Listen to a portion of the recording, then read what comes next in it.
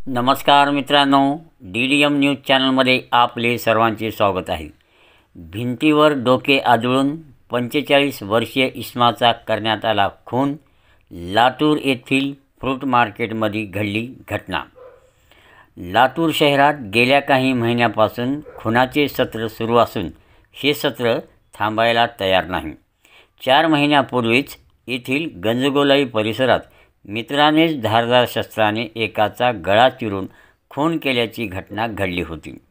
त्यानंतर गंजगोलाईपासून जवळच असलेल्या अण्णाभाऊ साठे चौकात फ्रूट मार्केट येथे एका 45 वर्षीय इसमाचा मारहाण करीत त्याचे डोके भिंतीवर वारंवार आदळून खून केल्याची दुर्दैवी घटना घडली आहे। मृत झालेल्या इसमाचे नाव शामराव विश्वनाथ देवकत्ते, वय वर्ष 45, राहणार राजे शिवाजी नगर, वसवाडी, लातूर असे आहे।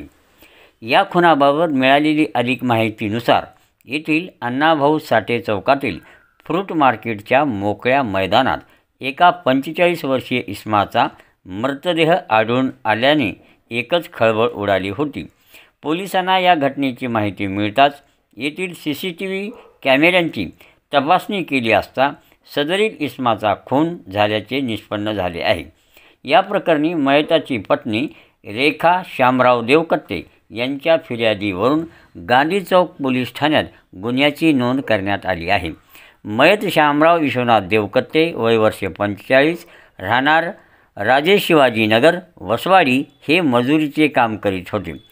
नेहमीप्रमाणे ते लातूरात आले असता येथील फ्रूट मार्केट येथे अज्ञात कारणावरून आरोपी अनिल भागवत सुरोसे, राहणार लेबर कॉलनी, लातूर याने शामराव देवकत्ते याच्या छातीवर जोरात बुक्क्यांनी मारहाण केली।